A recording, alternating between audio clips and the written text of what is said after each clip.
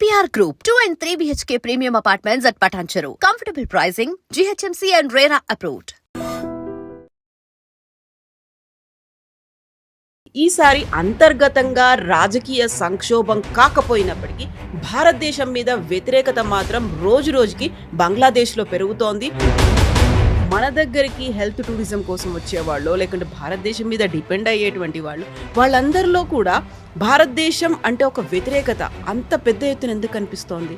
Bangladesh problem ఎక్కడ మొదలవుతుందంటే, ఒకటి 71 వార్లో problem ఎక్కడైందంటే, ఈ హిందువులు అక్కడి నుంచి పారిపోయి వచ్చినప్పుడు మిగతా హిందువుల మీద అటాక్లు మొదలైనాయి. ఈ హత్య ఇప్పుడు జరిగిన దాంట్లో వాళ్ళు ఏమో అల్లెజ్ చేస్తున్నారంటే ఇది ఇండియా చేపించారు, ఎందుకంటే ఇండియా వ్యతిరేకంగా స్పీచ్లు ఇచ్చారు కదా, దానికోసం చేపించారు. ఏ ప్రూఫ్ లేదు, ఏం లేదు, ఒట్టిగా అలిగేషన్స్. మన దగ్గర ఉన్న ఒక హిందువుని, బంగ్లాదేశ్ హిందువుని తీసుకొని వాడిని చంపి ఉరేసి వాడిని అంటబెట్టడం అనేది ఇట్స్ నాట్ ఎ జోక్.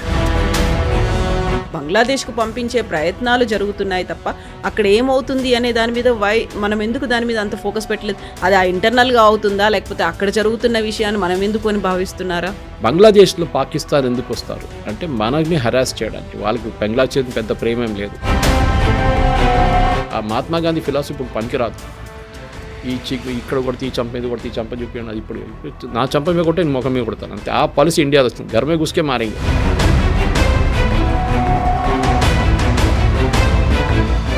నమస్తే, నేను Kavitha. Welcome to iDream news and నిజాలు. బంగ్లాదేశ్ అల్లకల్లోలంగా మారింది. ఈసారి అంతర్గతంగా రాజకీయ సంక్షోభం కాకపోయినప్పటికీ భారతదేశం మీద వ్యతిరేకత మాత్రం రోజు రోజుకి బంగ్లాదేశ్లో పెరుగుతోంది. అందులోనూ ప్రధానంగా భారతదేశానికి చెందినటువంటి అంబాసిడర్లు, ఎంబసీల మీద అటాక్తో పాటుగా యాంటీ హిందూ నేషనల్స్ అంటూ వారి మీద కూడా అటాక్స్ అనేవి ఎందుకు జరుగుతున్నాయి? దీంతో పాటుగా 7 సిస్టర్స్గా పిలిచేటువంటి ఈశాన్య రాష్ట్రాలని మా దేశంలో కలుపుకుంటాము అనేటువంటి నినాదాలు కూడా బంగ్లాదేశ్లో యువత ఎందుకని చేస్తున్నారు? మనతో పాటుగా ఉన్నారు సీనియర్ జర్నలిస్ట్ సురేష్ కొచాతిల్ గారు. సార్ నమస్తే. సో బంగ్లాదేశ్ ప్రతిసారి వార్తల్లో ఉంటుంది. ఐదర్ ఇట్ మేబీ అక్కడ జరుగుతున్నటువంటి ఇంటర్నల్గా అటాక్స్ కావచ్చు, హిందువుల మీద గతంలో జరిగాయి, ఆ తర్వాత పాలిటిక్స్ జరిగాయి, ఇంటర్నల్ క్రైసిస్ అనేది జరిగింది, ప్రభుత్వాలు పడిపోయాయి. బట్ ఇప్పుడు సడన్గా భారతదేశం మీద పడ్డారు ఎందుకని? అందులోనూ పర్టికులర్గా మన దగ్గరికి హెల్త్ టూరిజం కోసం వచ్చేవాళ్ళు, లేకుంటే భారతదేశం మీద డిపెండ్ అయ్యేటువంటి వాళ్ళందరిలో కూడా భారతదేశం అంటే ఒక వ్యతిరేకత అంత పెద్ద ఎత్తున ఎందుకు కనిపిస్తోంది? బంగ్లాదేశ్ పాకిస్తాన్ లాగానే ఒక ఫెయిల్డ్ స్టేట్. ఎందుకంటే మనం చూసాం, ముజీబుర్ రెహమాన్ గారిని ఆ రోజు అసాసినేట్ చేసినప్పటి నుంచి బంగ్లాదేశ్ ఒక స్టేబుల్ కంట్రీ కాదు. అప్పుడు దాకా కూడా లేరు వాళ్ళు. అప్పుడు పాకిస్తాన్ హయాంలో వాళ్ళు ఉన్నప్పుడు సరెండర్ చేసిన తర్వాత 71లో ముజీబుర్ రెహమాన్ వచ్చిన తర్వాత మనమే అనుకున్నాం అంటే ఒక స్టేబుల్ కంట్రీ అవుతుంది. వాళ్ళ ఓన్ ఎకనామిక్ పాలసీస్ పెట్టుకుంటారు, వాళ్ళ ఓన్ ఫైనాన్షియల్ సిస్టమ్ తెచ్చుకుంటారు, వాళ్ళు సెల్ఫ్ సఫిషియెంట్ అవుతారు అనుకున్నా. కానీ ఎక్కడ జరగలేదు. ఇప్పుడు కూడా వాళ్ళకి కావాల్సిన ఎలక్ట్రిసిటీలో 15 నుంచి 25% దాకా భారతదేశం నుంచి తీసుకుంటున్నారు. నీళ్ళ కోసం చాలా మట్టుకు మన మీద డిపెండ్ అవుతారు, ఎందుకంటే మన వైపు నుంచి ఫ్లో అయ్యే నీళ్ళు బంగ్లాదేశ్కి వెళ్తుంది. మనం ఆఫ్కోర్స్ దాన్ని ఆపలేము, ఇట్స్ అ న్యాచురల్ ఫ్లో. కానీ ఆపొచ్చు కావాలంటే, పాకిస్తాన్ వైపు మనం చేస్తున్నట్టు చేయొచ్చు అక్కడ కూడా. కానీ బంగ్లాదేశ్ ప్రాబ్లం ఎక్కడ మొదలవుతుందంటే, ఒకటి 71 వార్లో అప్పుడు మన ఇండియన్ ఆర్మీ ముక్తి బాహిని అని చెప్పి ఒక గెరిల్లా ఫోర్స్ని ట్రైన్ చేసాం. శామ్ మనెక్షా గారు దాన్ని లీడ్ చేసిన మంచి ఐడియాని వాళ్ళకి ఫస్ట్ తీసుకొచ్చిన ముక్తి బాహిని. తర్వాత వాళ్ళు ఏం చేశారంటే, వాళ్ళు ఫ్రీడమ్ ఫైటర్స్గా క్వాలిఫై అయ్యి వాళ్ళకి పెన్షన్ ఇవ్వడానికి అప్పుడున్న గవర్నమెంట్, ముజీబుర్ రెహమాన్ గవర్నమెంట్ అంగీకరించారు. కరెక్ట్. ఇప్పుడు మన దగ్గర బ్రిటిష్ వాళ్ళు వ్యతిరేకంగా పోరాటం చేసిన వాళ్ళని మనం ఫ్రీడమ్ ఫైటర్స్ గారు అంగీకరించి వాళ్ళకి పెన్షన్లు ఇస్తున్నారు. ఇప్పుడు కూడా ఇస్తున్నారు, చాలా వాళ్ళ డిపెండెంట్స్కి ఇస్తున్నారు. అక్కడ అది మొదలైంది, అక్కడ ఈ గొడవ అంతా స్టార్ట్ అయింది. మన student protest, so called student protest ఏమైందంటే, వాళ్ళకున్న రిజర్వేషన్ తీసేయాలి, వాళ్ళకి రిజర్వేషన్ ఇవ్వకూడదు. అప్పుడు ఆలోచించండి, మైండ్ సెట్ ఆలోచించాలి. అక్కడే మారిపోయింది, ఒక ఇస్లామిక్ మైండ్ సెట్ వచ్చేసింది అక్కడ బంగ్లాదేశ్లో. చాలా మటుకు జమైతే ఇస్లామీ దానికి రెస్పాన్సిబుల్. మన దగ్గర కూడా ఒక జమైతే ఇస్లామీ హింద్ ఉంది, అదే క్యారెక్టర్ అక్కడ కూడా ఉన్నారు వాళ్ళ దగ్గర కూడా. వాళ్ళకేంటంటే భారతదేశం మా మీద ఉన్న ఇన్ఫ్లుయెన్స్, స్పెషల్లీ అక్కడ ఉన్న హిందువులు ముందు 16%, 18% దాకా హిందూస్ ఉండే బంగ్లాదేశ్లో. కానీ over a period of time తగ్గి ఇప్పుడు 4-5% వచ్చేసారు. మోదీ గారు CA లా తీసుకొచ్చినప్పుడు చాలామంది వ్యతిరేకించారు భారతదేశంలో, స్పెషల్లీ ఓవైసీ లాంటి వాళ్ళు, కాంగ్రెస్, అఖిలేష్ యాదవ్, కమ్యూనిస్ట్, వీళ్ళందరూ ఎందుకు వ్యతిరేకించారంటే, బంగ్లాదేశ్ నుంచి వచ్చిన ముస్లిమ్స్ కూడా తీసుకోవాలి కదా, పాకిస్తాన్ వైపు నుంచి వచ్చిన ముస్లిమ్స్ కూడా తీసుకోవాలి కదా. ఆలోచించండి, వాళ్ళు అక్కడ ఉండి ఎంత గొడవ చేసినప్పుడు మన దేశంలో వచ్చి ఎంత చేస్తారు వాళ్ళు. సో దానికి అక్కడున్న మైనారిటీస్ని ప్రొటెక్ట్ చేయడానికి Pakistan, Afghanistan and Bangladesh, Hindu, Sikh, Christian, Parsi, Jain community, వాళ్ళ వైపు నుంచి వాళ్ళు అక్కడి నుంచి ఇక్కడికి వస్తే మనం వాళ్ళకి we will give them citizenship. అక్కడి నుంచి ఒక పెద్ద కమ్యూనిటీ మన వెస్ట్ బెంగాల్లోనే మోతా కమ్యూనిటీ ఒకటి ఉంది. ఆ మతో కమ్యూనిటీకి చాలామంది ఆల్మోస్ట్ ఇప్పుడు 50 లక్షల మంది అంటారు, కొంతమంది 1 కోటి మంది ఉంది అంటున్నారు. మన ఎగ్జాక్ట్ నెంబర్ మనకు తెలియదు. వాళ్ళకి ఇప్పుడు సిటిజన్షిప్ ఇష్యూ చేయడం మొదలుపెట్టారు. ప్రాబ్లం ఎక్కడైందంటే ఈ హిందువులు అక్కడి నుంచి పారిపోయి వచ్చినప్పుడు మిగతా హిందువుల మీద అటాక్లు మొదలైనవి. మనకు కొన్ని శక్తిపీఠలు బంగ్లాదేశ్లో ఉన్నాయి మనకి. ఈవెన్ ఆ శక్తిపీఠల మీద దాడి చేయడం, దుర్గా ఐడల్స్ మీద దాడి చేయడం మనం చూసాం, చాలా మటుకు జరిగింది. లాస్ట్ 2-3 ఇయర్స్లో ఇది జరుగుతుంది కంటిన్యూస్గా. ఎప్పుడు దాకా అక్కడ షేక్ హసీనా ఉందో అప్పుడు దాకా ఆమె ఒక డిక్టటోరియల్గా రూల్ చేస్తుంది, దాంట్లో డౌట్ లేదు, కరెక్ట్. ఎందుకంటే అట్లాంటి దేశం నడిపించాలంటే you should be a dictator. డెమోక్రసీతో నడవదు. ఇప్పుడు చూస్తున్నాం కదా మనం, ఒక పవర్లెస్ యూసుఫ్ ఆయన ఉన్నారు, ఆయన ఏం చేయలేకపోతున్నాడు. కేర్ టేకర్ ప్రైమ్ మినిస్టర్ అని కూడా చెప్పట్లేదు, కేర్ టేకర్ లీడర్ లాగా నడిపిస్తున్నారు ఆయన. Muhammad is not able to control anything, nothing. ఇంకోటి ఏంటంటే బంగ్లాదేశ్ ఆర్మీ పాకిస్తాన్ ఆర్మీ లాగా కాదు, దే ఆర్ మోర్ అపొలిటికల్. మన ఆర్మీ లాగానే వాళ్ళు ఎక్కువ పాలిటిక్స్లో వాళ్ళు తల చూస్తారు, కానీ ఎక్స్ట్రీమ్కి వచ్చేస్తే డెఫినెట్లీ దే విల్ ఇంటర్ఫియర్. ఇప్పుడు అక్కడ 2 పొలిటికల్ ఫోర్సెస్ ఉన్నాయి బంగ్లాదేశ్లో, మనకు తెలిసిన దానికి. ఒకటి ఖలీదా జియా వాళ్ళ party BNP, Bangladesh nationalist party. Sheikh Hasina వాళ్ళ అవామీ లీగ్. ఎప్పుడు వీళ్ళు నడిమిట్లోనే పోటీ నడుస్తుంది. చిన్న చిన్న పార్టీలు ఉన్నారు మన దగ్గర ఉన్నట్టు, కానీ డైరెక్ట్ ఫైట్ టు ఫైట్ ఉంటాయి వీళ్ళకు.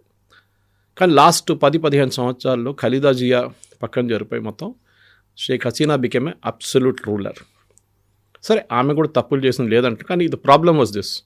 మీరు ఒక జమాతే ఇస్లామీ లాంటి గ్రూప్ని కంట్రోల్ చేయాలంటే you should be an absolute dictator. తీసుకెళ్ళి జైల్లో వేయాల్సిందే. కోర్టులో అపియరెన్స్ కూడా కనిపించకూడదు, అట్లా చేయాలి. ఎందుకంటే కోర్టు రాగానే వాళ్ళకి బెయిల్ వచ్చేస్తుంది. కోర్టులో కూడా వాళ్ళని ప్రెజెంట్ చేయకూడదు. ఇట్లా చేశారు ఆమె చాలా మటుకు. పోలీస్ ఫైరింగ్ జరిగినాయి, అన్నీ జరిగినాయి. కానీ ఇప్పుడు ఈ ఆమె అక్కడి నుంచి పారిపోయిన దానికి అజిటేషన్ నేను చెప్పాను చూడండి, అది started with student agitation against pension and reservation. ఈ ముక్తి బాహిని లాంటి వాళ్ళు ఫ్రీడమ్ ఫైటర్స్కి ఇచ్చిన దాంట్లో అప్పుడు షేక్ హసీనాకి she knew that it was a problem అని చెప్పి తగ్గించుతామని ప్రపోజల్ పెట్టింది ఆమె. సరే, we will reduce the reservation. కానీ అప్పుడు కూడా వాళ్ళు అంగీకరించారు, ఎందుకంటే చాలా మంది దాంట్లో ప్రో ఇండియా ఉన్నారు. సో ఆ ముక్తి బాహినీలో పనిచేసిన 90% మంది మనమే ట్రైన్ చేసాం. సో న్యాచురలీ వాళ్ళకి ఒక ప్రో ఇండియా యాటిట్యూడ్ ఉండే. చాలా మటుకు 65, 71 అండ్ ఆఫ్టర్ దాట్ వాళ్ళు బంగ్లాదేశ్ నుంచి చాలామంది ముస్లిమ్స్ కూడా పారిపోయారు బంగ్లాదేశ్ నుంచి. ఒకటి ఎకనామిక్ మైగ్రేషన్ అంటాం, ఒకటి పొలిటికల్ మైగ్రేషన్ అంటాం. ఆ ముస్లిం పాపులేషన్ వచ్చిందంతా ఎకనామిక్ మైగ్రేషన్. అక్కడి నుంచి హిందూ మైగ్రేషన్ జరిగింది was towards Assam and towards Bangladesh నుంచి వెస్ట్ బెంగాల్ వైపు కొంచెం జరిగింది, కానీ మెజారిటీ అస్సాం వైపు వెళ్ళారు. అక్కడ ముస్లిమ్స్ కూడా వెళ్ళారు. AIUDF అనే పార్టీ ఉంది చూడండి, బద్రుద్దీన్ అజ్మల్ వాళ్ళ పార్టీ బంగ్లాదేశ్ వాళ్ళే వాళ్ళంతా. ఈ 2 రాష్ట్రాలకి మెయిన్గా ప్రాబ్లం ఉంది. బంగ్లాదేశ్ ప్రాబ్లం ఇప్పుడు ఏం జరుగుతుందంటే, ఒకటి షేక్ హసీనా అక్కడి నుంచి బయటకు వచ్చేసింది. ఎవరిని వాళ్ళు తిడతారు, ఎవరిని కొడతారు, ఎవరు లేరు. ఇప్పుడు మనమే దొరికాం. భారతదేశం common enemy. Definitely we won't send back Sheikh Hasina. మనం పంపించే ప్రసక్తే లేదు.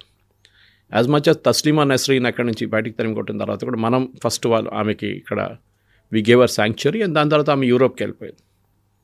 ఇప్పుడు జరుగుతున్న గొడవల్లో మనకు తెలుసు అందరికీ ఈ పర్టికులర్ అసాసినేషన్ హైదీ. ఈ యంగ్స్టర్ ఎప్పటి నుంచి ఉన్నారు, ఐ థింక్ 2016 నుంచి హీ ఈజ్ ఇన్ పాలిటిక్స్. ఎవరు వీళ్ళందరూ ఇప్పుడు కొత్తగా వచ్చారనుకుంటా, కాదు 2016 నుంచే ఉన్నాడు పొలిటిక్స్లో, అంటే స్టూడెంట్ పాలిటిక్స్లో. అక్కడి నుంచి ఒక యాంటీ ఇండియా యాటిట్యూడ్ ఆయనకు ఉంది అప్పటి నుంచే.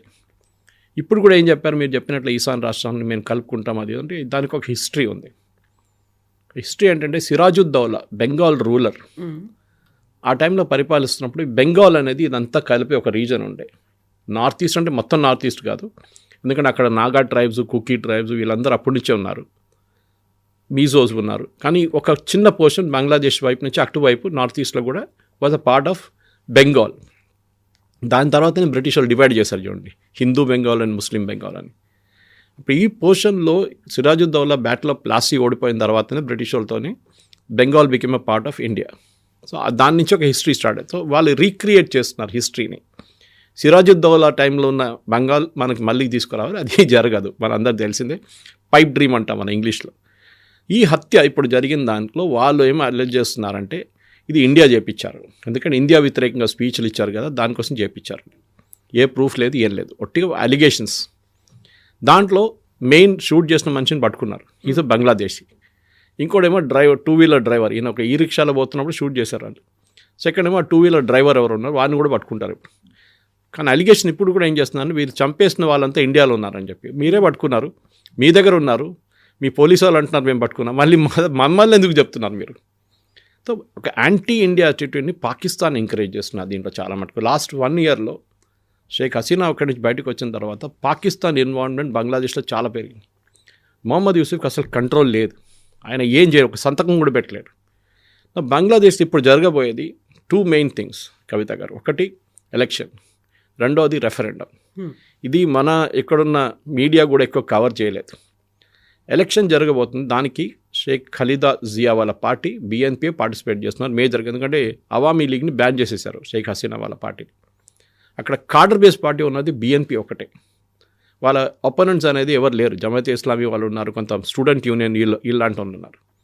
సో అలిగేషన్ ఏంటంటే ఖలీదా జియా కొడుకు ఇవాళ ల్యాండ్ కావాలంటే, yesterday Friday your suppose to land, అదే రోజు ఈ రైట్స్ జరిగింది అక్కడ. ఆయన బహుశా పోస్ట్పోన్ చేసుకుని ఉంటాడు ట్రిప్. వాళ్ళు అక్కడ రాకూడదు, ఇంకొక పార్టీ కూడా అక్కడ ఉంటుంది. ఎందుకంటే అగైన్ BNP అనే ఒక పార్టీ ఖలీదా జియా పార్టీ లాగానే ఇంకొక పొలిటికల్ పార్టీ, వాళ్ళని కూడా ఇక్కడ రాని షేక్ హసీనా లాగా తయారవుతారని చెప్పి వీళ్ళకి భయం ఉంది అక్కడున్న లోకల్ ఇస్లామిక్ పార్టీస్కి. వాళ్ళకు బంగ్లాదేశ్ ఒక ఇస్లామిక్ నేషన్ చేయాలని ఉంది strategy, Jamaat e Islami especially. So యంగ్స్టర్స్ని వాడుకుంటున్నారు దానికోసం.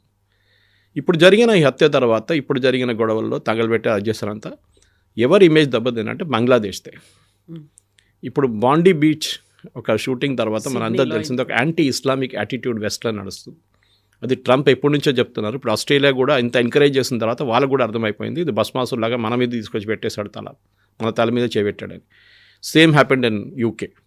యూరోప్ కూడా అదే ఇప్పుడు ఆ భయంలో ఉన్నారు. యూరోప్ కూడా న్యూ ఇయర్ సెలబ్రేషన్స్, క్రిస్మస్ సెలబ్రేషన్లో ఎవరైనా అటాక్ చేస్తారు. లాస్ట్ ఇయర్ కూడా జరిగింది, మీకు గుర్తుంటుంది, న్యూయార్క్లో కూడా. So same thing is going to happen. అప్పుడు ఏం చేశారంటే ఇప్పుడు ఈ 2 పర్టికులర్ క్రూషియల్ దాంట్లో, ఒకటి ఎలక్షన్, బహుశా అది పోస్ట్పోన్ కావచ్చు ఇప్పుడు. రెండోది రెఫరెండం. ఈ రెఫరెండం అంటే జూలై చార్టర్ అని చెప్పి వీళ్ళొక చార్టర్ తీసుకొచ్చారు. చార్టర్ అంటే లిస్ట్ ఆఫ్ డిమాండ్స్ అని చెప్పొచ్చు. ఆ చార్టర్ని ప్రజల ముందు పెడుతున్నారు. దాంట్లో చాలా ఉన్నాయి కండిషన్స్. ఒకటి, అక్కడ ఉన్న ప్రధానమంత్రికి ఎక్కువ పవర్లు ఇవ్వకూడదు. వాళ్ళకి భయం ఉంది, ఖలీదా జియా వాళ్ళ పార్టీ వాళ్ళ కొడుకు ఇంకొక షేక్ హసీనా లాగా తయారవుతాడేమో అని. సో ఎక్కువ పవర్ ఇవ్వకుండా ప్రెసిడెంట్ అనే పోస్ట్ కూడా పెడుతున్నారు. సో ఫస్ట్ స్టెప్ ఎలక్షన్ జరిగిన తర్వాత, మన లోక్సభ రాజ్యసభ లాగా పెట్టుకుందాం మనం, లోక్సభ ఎలక్షన్స్ వాళ్ళ వైపు నడుస్తున్నప్పుడు దాంట్లో ఎలక్ట్ అయిన ఎంపీలు మీకు ఎంత పర్సంటేజ్ ఆఫ్ ఓట్లు వచ్చినాయి. ఫర్ ఎగ్జాంపుల్ BNPకి రేపు బహుశా 35% ఓట్లు వచ్చినాయి, లేకుంటే 40% ఓట్లు వచ్చినాయి. వాళ్ళు అప్పర్ హౌస్ వాళ్ళ రాజ్యసభకి లేదు, వాళ్ళకి ఇప్పుడు క్రియేట్ చేయాలి, వాళ్ళు 40% మందిని నామినేట్ చేయొచ్చు. మాకు గుడ్ ఐడియా యాక్చువల్, మనం కూడా చేయాల్సింది ఇక్కడ. అట్లనే ఏ పార్టీకి ఎన్ని పర్సంటేజ్ వస్తుందో వాళ్ళంతమందిని నామినేట్ చేసుకోవచ్చు వాళ్ళ వైపు నుంచి. ఎలక్షన్ లేదు, డైరెక్ట్ నామినేషన్ చేసుకుంటారు వాళ్ళు. ఆ అప్పర్ హౌస్ కూడా ఫామ్ అయితే అక్కడ 2 పార్లమెంట్ బాడీస్ ఉంటుంది. ఒకటి వాళ్ళు పేరు పెట్టలేదు కానీ they will be 2 houses, lower house and upper house. దీంట్లో ఈ ఎలక్షన్ నడుస్తూనే అది చేయొచ్చు. సో రెఫరెండం అప్పుడే జరుగుతుంది. రెఫరెండం ఏంటంటే ఇది ఒక కండిషన్, ఇది కావాలన్నా వద్దా అనేది ఈ ఎలక్షన్ తర్వాత వస్తుంది. That do you want a presidential system of government. President ఎవరు ఎలక్ట్ చేస్తారు? ఈ అప్పర్ హౌస్ వల్ల ఎలక్ట్ చేస్తారు. అప్పర్ హౌస్ ఎవరు? నామినేట్ చేసిన వాళ్ళు. Now we are coming to Pakistani style. పాకిస్తాన్లో ఇదే గేమ్ ఆడారు, ఇదే పాకిస్తాన్ చేయి ఇక్కడ చూపిస్తుంది. Pakistan has a similar system. దానికి చూడండి, వాళ్ళ ప్రెసిడెంట్ ఎవరైనా కానివ్వండి, ఆర్మీ వైపు నుంచో, జియావుల్ హక్ టైం నుంచో, ఎప్పటి నుంచో అయినా కానీ they are very very powerful వాళ్ళ పోస్ట్లో. ఇంకోటి ఏంటంటే ప్రైమ్ మినిస్టర్కి ఒక number of terms like US ప్రెసిడెంట్కి ఇస్తున్నట్లు 2-3 టర్మ్స్ పెడుతున్నారు. దానికన్నా ఎక్కువ మీరు పోటీ చేయలేరు. సో దట్ మీరు ఇంకొక షేక్ హసీనా లాగా తయారవకూడదు. గుడ్ ఐడియా అని చెప్పచ్చు, దాని ప్రాబ్లం ఏం లేదు, మనకేం ప్రాబ్లం లేదు, వాళ్ళ దేశం వాళ్ళు నడిపించుకోవాలి. అది అట్లాంటి చాలా కండిషన్స్ పెట్టారు. ఓకే, కానీ వాళ్ళు ఏమడుతున్నాడు, ఒకటే రెఫరెండంలో 12 క్వశ్చన్లు ఉన్నాయి, అన్ని పాయింట్స్కి ఒకటే ఆన్సర్ ఇవ్వాలి మీరు. మీకు దాంట్లో 12లో లేకుంటే 4-6లో మీకు 2 నచ్చకపోవచ్చు. You can't say no to it, you are giving 1 option only, yes. ఇదే ట్రిక్ పాకిస్తాన్లో జియాల్ హక్ యూజ్ చేశారు when he was the dictator. Absolute ఆయన చేసి ఇట్లాంటి ఒక రెఫరెండం పెట్టి దాంట్లో last one was a salutation to Allah. మీరు ఇస్లామిక్ రూల్ దాని గురించి అల్లా గురించి పీస్ బీ అపాన్ హిమ్ అని చెప్పి ఒక చిన్న కండిషన్ పెట్టాడు. ఈ చూసిన వాళ్ళు ఫస్ట్ 13, 14 వాళ్ళకి నచ్చలేదు. కానీ లాస్ట్కి వచ్చేటప్పుడు ఇది ఉంది, ఇది నో అని చెప్తే మళ్ళీ వాట్ హ్యాపెన్ టు అస్ అని చెప్పి ఎస్ అని కొట్టారు వాళ్ళు. అన్అవాయిడబుల్గా ఉంటుంది అక్కడ. సో దాంట్లో he was able to appoint prime minister power, ఆ పవర్ ఇచ్చారు జియావుల్ హక్కి. And one guy came, he was, I forget his name, he was absolutely useless guy. దాని తర్వాతనే వితిన్ 3 నెలలు అనుకుంటా, 3-4 నెలల తర్వాత జియావుల్ హక్ని సిఐఏ వాళ్ళు అలా ప్లేన్లో C-130లో బాంబ్ పెట్టేసి పేల్చేసి చంపేశారు. క్రేట్ ఆఫ్ ఎక్స్ప్లోడింగ్ మ్యాంగోస్ అని చెప్పి ఒక స్టోరీ కూడా, బుక్ కూడా వచ్చింది. అక్కడ బవల్పూర్ వెళ్ళినప్పుడు మామిడికాయలు ఉన్న ఏరియా, అక్కడ పెద్ద పెద్ద క్రేట్లు ఎక్కించేశారు జియావుల్ హక్ కోసం. దాంట్లో బాంబ్ పెట్టి he was rejected out of the aircraft. ఇదే మోడల్ బంగ్లాదేశ్లో రిపీట్ అయింది. ఇప్పుడు యూసుఫ్ ఏమంటున్నారు, నేను ఎలక్షన్ నడిపించి నేను వెళ్ళిపోతా అంటున్నారు. కానీ బంగ్లాదేశ్ ఎకనామిక్ కండిషన్ ఎట్లా ఉందంటే వాళ్ళు పాకిస్తాన్ కన్నా దారుణ స్థితిలో ఉన్నారు. అక్కడ 2-3 మేజర్ ప్లేయర్స్ ఆడుకుంటున్నారు. ఒకటి యుఎస్, వాళ్ళకి చాలా పెద్ద ప్రెసెన్స్ ఏంటంటే వాళ్ళకి బంగ్లాదేశ్తో సంబంధం లేదు, మాకు చైనాని ట్రాక్ చేయాలి. ఒకటి అరుణాచల్ ప్రదేశ్ వైపు నుంచి, అంటే నార్దర్న్ ఇండియా, మీరు టాప్ ఆఫ్ ద బంగ్లాదేశ్ కూర్చుంటే almost you can watch China from there.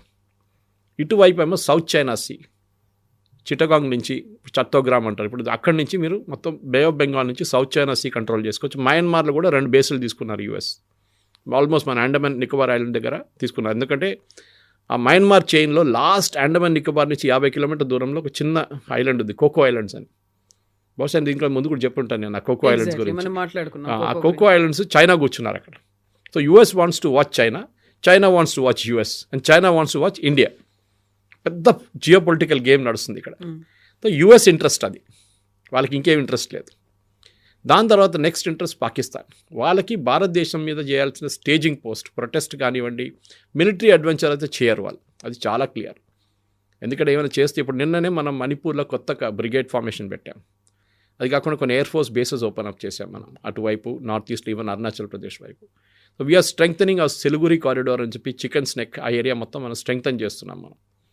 వాళ్ళు ఏం చేయరు అక్కడ, నో మిలిటరీ అడ్వెంచర్ చేయరు. కానీ పాకిస్తాన్ కావాలని చెప్పి మన దగ్గర కశ్మీర్లో చేస్తున్నట్లనే కొన్ని టెర్రర్ గ్రూప్స్ మన వైపు పంపించడానికి మొదలు పెడతారు. కానీ ప్రాబ్లం ఎక్కడ వస్తుందంటే, టెర్రర్ గ్రూప్స్ ఎక్కడ పంపిస్తారు మీరు? పంపిస్తే ఫస్ట్ వెస్ట్ బెంగాల్కి రావాలి కదా, అక్కడ మొత్తం వాళ్ళు ఉన్నారు, బంగ్లాదేశ్ వాళ్ళు ఉన్నారు, వాళ్ళ మీద దాడి చేస్తారా మీరు? చేయలేరు. సో అక్కడ ప్రాబ్లం. సో నార్త్ ఈస్ట్ని ట్రై చేస్తారు బహుశా, అక్కడ ఏమైనా డిస్టర్బెన్స్ క్రియేట్ చేస్తున్న వాళ్ళ గ్రూప్స్ని వాళ్ళకి షెల్టర్ ఇస్తారు. ఫర్ ఎగ్జాంపుల్ పరేష్ బరువా, ఉల్ఫా 2 గ్రూప్ది చీఫ్, ఆయన ఇప్పుడు చైనాలో ఉన్నాడు. India designated terror group, Assam group అది ULFA, United Liberation Front of Assam, that is the full form of ULFA. Paresh Barua second chief, first ఆయన సరెండర్ చేసేసాడు, సెకండ్ ఆయన కమాండర్గా ఉన్నాడు. ఆయన ఇప్పుడు చైనాలో ఉన్నారు. పాకిస్తాన్ ఆర్మీ ఏమో చైనా నుంచి ఆయన తీసుకొచ్చి బంగ్లాదేశ్లో పెడదాం అనుకుంటున్నారు, so that you can start attacking from here. కానీ మనం ఊరుకోం, we will hit him back, that for sure. అది కాకుండా మిజోరాంలో ఉన్న కొన్ని చిన్న చిన్న ఇన్సర్జెంట్ గ్రూప్స్ కానివ్వండి, మణిపూర్లోని కొన్ని ఇన్సర్జెంట్ గ్రూప్స్, అట్లనే ఈవెన్ నాగాలాండ్ వైపు ఉన్న గ్రూప్స్, వీళ్ళందరికీ షెల్టర్ బంగ్లాదేశ్లో ఇవ్వడానికి ప్లాన్ చేస్తున్నారు వీళ్ళు. ఇది జరిగితే it will be very bad for India. కానీ మనం దానికి కూడా మనకు దగ్గర ప్లాన్స్ ఉన్నాయి. యాక్షన్ ఏ కాకుండా ప్లాన్ బి కూడా వర్క్ అవుతుంది మన దగ్గర. ఇది ఓవరాల్ పిక్చర్ చూస్తే కవిత గారు, ఇది ఈ రైట్స్, ఇప్పుడు జరుగుతున్న ప్రొటెస్ట్, అండ్ దాంతోపాటు తర్వాత జరిగే ఎలక్షన్ అండ్ రెఫరెండంలో, ఇదన్నీ ఒకటి తర్వాత ఒకటి బంగ్లాదేశ్ ట్రై చేస్తున్నారు. సో కంటిన్యూస్గా లూప్ లైన్లో ఉన్నాయి అన్నీ. కానీ మన వైపు నుంచి వీఆర్ ప్రోయాక్టివ్, మనం బయట ఎక్కువ మాట్లాడము. అజిత్ దోవల్ గారు కానివ్వండి, రా కానివ్వండి, ప్రధానమంత్రి మోదీ కానివ్వండి, రాజ్నాథ్ సింగ్ కానివ్వండి, అమిత్ షా గారు, they will not talk about what you are doing. చేయకూడదు కూడా. మనం ఏం చేయాలో మనం సైలెంట్లీ చేసుకోవాలి. ఓకే, ఎందుకంటే పాకిస్తాన్ స్ట్రాటజీ మనకు తెలుసు ఎప్పటి నుంచో. అది జియావుల్ హక్ టైం నుంచే చెప్పుకుంటూ వస్తున్నారు, భుట్టో రిపీట్ చేశారు, we will bleed India with 1000 cuts. So the same 1000 cuts can now come from Bangladesh. అది మనం ఆపాల్సింది first of all. Paresh Barua వస్తే పరేష్ బరువాని ఫినిష్ చేసేసేయండి, kill him in Bangladesh, no problem. అట్లా కాకుండా ఏ టెర్రరిస్ట్ గ్రూప్ వచ్చి బంగ్లాదేశ్లో కూర్చొని వాళ్ళని కూడా ఫినిష్ చేశాం. ఎందుకంటే మనం మయన్మార్ ఫస్ట్ సర్జికల్ స్ట్రైక్ మనం చేసిన మయన్మార్ వైపు చేసాం, బిఫోర్ వీ డిడ్ ఉరీ. మనం మయన్మార్ వైపు ఆ మూవీలో కూడా చూపిస్తారు, first section is 1 terrorist strike on 1 camp in Myanmar. మనం ఇప్పుడు కూడా అదే చేయాల్సింది. మన మిలిటరీ ప్రెజెన్స్ నార్త్ ఈస్ట్లో మనం పెంచుకోవాల్సిన టైం వచ్చేసింది ఇప్పుడు. మనం బిపిన్ రావత్, జనరల్ బిపిన్ అప్పుడు చెప్పారు that we are fighting 2.5 front war అని చెప్పారు. సిడిఎస్ ఆయన బతుకున్నప్పుడు చెప్పారు. అంటే Pakistan, China and Naxalites, urban Naxalites rule same thing. So 2.5 front war. Now we are fighting a 2.5 front war again, but Naxalites ఇప్పుడు లేరు, వాళ్ళ బదులు బంగ్లాదేశ్ వచ్చేసారు. So we have to fight this war. దీంట్లో ఇంకా ఏం ఆప్షన్ లేదు మనకి, స్ట్రాటజిక్గా చేయాలి. We should not be doing it in a panicky mood. ఎందుకంటే మనం పొలిటికలీ చాలా సెన్సిటివ్ ఇష్యూ ఇది. వాళ్ళేమంటున్నా అంటే బంగ్లాదేశ్ వైపు నుంచి, స్పెషలీ దిస్ గై హైదీ, ఇండియాస్ హెగమనీ మనం ఆపాలి అంటే బిగ్ బ్రదర్ యాటిట్యూడ్ మనకు. We're a big brother, doubt ఏంటి బాస్. మేము బంగ్లాదేశ్, నేపాల్, భూటాన్ కాదు కదా. We're a big nation. We're nuclear power, satellite, మనకు అన్ని పవర్స్ ఉన్నాయి మనకి. We will use everything possible మన దగ్గర ఉన్నది. అది కాకుండా 3rd largest, 4th largest ఎకానమీ, 2nd largest army in the world, మనం ఎందుకు వాడుకోదు? వీ విల్ యూజ్ ఇట్, దాంట్లో డౌట్ లేదు. నెక్స్ట్ ఏంటంటే మనం బిగ్ బ్రదర్ యాటిట్యూడ్, మనం ఇండియా మీద డిపెండ్ కాకూడదు. గ్రేట్, మీరు స్టార్టింగ్లో చెప్పారు చూడండి, మెడికల్ వీసాస్. కవిత గారు, నేను ఈ సెక్టర్లో ఉన్నప్పుడు కూడా చూశాను. బంగ్లాదేశ్ ఆ టైంలో, ఐమ్ టాకింగ్ ఆఫ్ 2008, 2009 నుంచి, ఆ టైంలో, ఆ పీరియడ్లో బంగ్లాదేశ్ నుంచి మెడికల్ వీసాస్ మ్యాక్సిమం వస్తారు మన వైపు ట్రీట్మెంట్ కోసం. అది హార్ట్ సర్జరీస్ ఉండొచ్చు, మిగతా ప్రొసీజర్స్ ఉండొచ్చు. వీళ్ళందరూ చెన్నైకి వెళ్తుండే, అక్కడున్న కొన్ని హాస్పిటల్స్, అపోలో లాంటి హాస్పిటల్స్. తర్వాత వాళ్ళు towards other Indian hospitals also వాళ్ళు మూవ్ చేయడం మొదలుపెట్టారు. అంటే వాళ్ళ దగ్గర మెడికల్ ఫెసిలిటీ అంత తక్కువ ఉందన్నమాట, అబిస్మల్ ఫెసిలిటీస్. సో ఆ పరిస్థితుల్లో మనం ఇప్పుడు మెడికల్ వీసాస్ ఎందుకు ఇవ్వాలి? చాలామంది అంటారు, మన దగ్గర ఉన్న హ్యూమన్ రైట్స్ వాళ్ళు అంటారు, అది కాదు కదా, ఒక చిన్న పిల్ల, చిన్న పాప, ఆమెకి heart surgery. We have sympathy, definitely we have sympathy with them. But ఇట్లాంటి మన దగ్గర ఉన్న ఒక హిందువుని, బంగ్లాదేశ్ హిందువుని తీసుకొని వాడిని చంపి, ఉరేసి, వాడిని అంటబెట్టడం అనేది it's not a joke. We have to counter it. Second part, మన బంగ్లాదేశ్ నుంచి వీసా ఇవ్వడం బంద్ చేసేసారు total. What ever medical, education, tourism, ఏదైనా కానివ్వండి, నో వీసాస్ ఫర్ బంగ్లాదేశీస్. మనం కూడా అటువైపు వెళ్ళడం ఎంకరేజ్ చేయకూడదు, ఎందుకంటే చాలా dangerous situation. Next what we should do is, we should slowly బంగ్లాదేశ్ని స్ట్రాంగులేట్ చేయాలి. ఎకనామిక్లీ ఆల్రెడీ చేస్తున్నాం మనం. ఫర్ ఎగ్జాంపుల్ జూట్, వాళ్ళు అన్నిటికంటే పెద్ద ఎక్స్పోర్ట్ జూట్ కొంచెం రా మెటీరియల్ మన దగ్గర నుంచి వెళ్తుంది, వాళ్ళకి తయారు చేసి మనకే అమ్ముతారు మళ్ళీ. అది మనం బంద్ చేసేసాం మొత్తం, ఆ కారిడారే క్లోజ్ చేసేసాం మనం. మూడోది పవర్ సప్లై. అదానీ వాళ్ళ కంపెనీ బంగ్లాదేశ్ కోసం స్పెషల్ ఒక పవర్ ప్రాజెక్ట్ కట్టారు యూపీలో. I think UP or was it Bihar, I don't know, UP అనుకుంటా. అక్కడి నుంచి వాళ్ళకి ఎక్స్క్లూజివ్ ఆ ప్లాంట్ బంగ్లాదేశ్ పవర్ సప్లై చేస్తుంది. 12-14% బంగ్లాదేశ్ పవర్ ఒక్కట ప్లాంట్ సప్లై చేస్తుంది. డబ్బులు చాలా ఇవ్వాలి, ఇంకా 500 million అంత పేమెంట్ చేయాలి, చేయలేదు వాళ్ళు. ఇంకా యూనిట్ చార్జ్ చాలా ఎక్కువ ఉంది, 12 రూపాయలు తీసుకుంటున్నారు పర్ యూనిట్ అని చెప్పి గొడవ నడుస్తుంది. షేక్ హసీనా టైంలో సైన్ చేసిన అగ్రిమెంట్తో కట్టారు అది. గవర్నమెంట్ ఆఫ్ ఇండియా ఒక పని చేయొచ్చు, they can either buy that plant from Adani, or Adani దగ్గర ఇండియాకి సప్లై చేయమనండి, సబ్సిడీ పెట్టి యూనిట్ కాస్ట్ తగ్గించి ఇక్కడ అమ్మనండి. ఎందుకంటే ఎన్టీపీసీ వాళ్ళు కానివ్వండి, మిగతా వాళ్ళు 3 రూపాయలు 4 రూపాయలు యూనిట్కి అమ్ముతారు. కానీ బంగ్లాదేశ్ కరెన్సీ వాల్యూ చూసి వాళ్ళు 10 రూపాయలకి అమ్ముతున్నారు అక్కడ. సో ఇండియన్ కరెన్సీలో తగ్గొచ్చు. అది చేస్తే ఇమ్మీడియట్గా బంగ్లాదేశ్లో పవర్ కట్లు మొదలవుతాయి. At the same time Adani should not suffer a loss. అది మనం చూసుకోవాలి. వాళ్ళ బ్యాలెన్స్ ఆఫ్ పేమెంట్స్ ఎంత ఉందో, వాళ్ళు అక్కడి నుంచి ఎంత తెచ్చుకోవాలో అది మనం ముందుకు తెచ్చుకోవాలి. One of the biggest exports of Bangladesh to India is hilsa fish, especially speciality among Bengalis. ఇప్పుడు నేను కొన్ని నెలల ముందు చదివాను, now most of the hilsa fish Gujarat నుంచి వస్తుందంట. వెజిటేరియన్ స్టేట్ గుజరాత్, అక్కడి నుంచి చాలా మటుకు కల్కటా వైపు వస్తుందంట. అది కూడా మనం ఎక్కడైనా బంగ్లాదేశ్ నుంచి వాళ్ళకి ఏ ఎకనామిక్ ఆపర్చునిటీ లేకుండా చేయాల్సిన పని ఇది. This only language they know. ఎందుకంటే ఈ స్టూడెంట్ ప్రొటెస్ట్ అనేది అంతా completely it is either CIA or మన వైపు నుంచి జార్జ్ సోరోస్ వాళ్ళ గ్యాంగ్ స్పాన్సర్ చేస్తున్నారు. We should not stand up to this nonsense. వీళ్ళ దుకాణం బంద్ చేయాలి. అది మన మెయిన్ స్ట్రాటజీ. బట్ దీని మీద అంత పెద్ద ఫోకస్ సెంట్రల్ గవర్నమెంట్ పెట్టట్లేదు కదా. అందులోనూ పర్టికులర్గా ఎస్ఐఆర్ తీసుకొచ్చిన తర్వాత వెస్ట్ బెంగాల్లో ఉన్నటువంటి వాళ్ళని బంగ్లాదేశ్కు పంపించే ప్రయత్నాలు జరుగుతున్నాయి తప్ప అక్కడ ఏమవుతుంది అనే దాని మీద మనం ఎందుకు దాని మీద అంత ఫోకస్ పెట్టలేదు? అది ఆ ఇంటర్నల్గా అవుతుందా, లేకపోతే అక్కడ జరుగుతున్న విషయాన్ని మనం ఎందుకు అని భావిస్తున్నారా? మనం చేస్తున్నాం కానీ ఓపెన్ ఫోరంలో మాట్లాడలేము. There will be a lot of things happening. నాకు కూడా చాలా లిమిటెడ్ నాలెడ్జ్ ఉంటుంది దాని గురించి. అజిత్ దోవల్ గారు ఏం చేస్తున్నారు, అజిత్ దోవల్ గారికి తెలుసు. నేను దీనికన్నా ముందు కూడా చెప్పాను చూడండి, మోదీ గారు ఏం ప్లాన్ చేస్తున్నారు విత్ ద ఇండియన్ టీమ్ మనకు తెలియదు.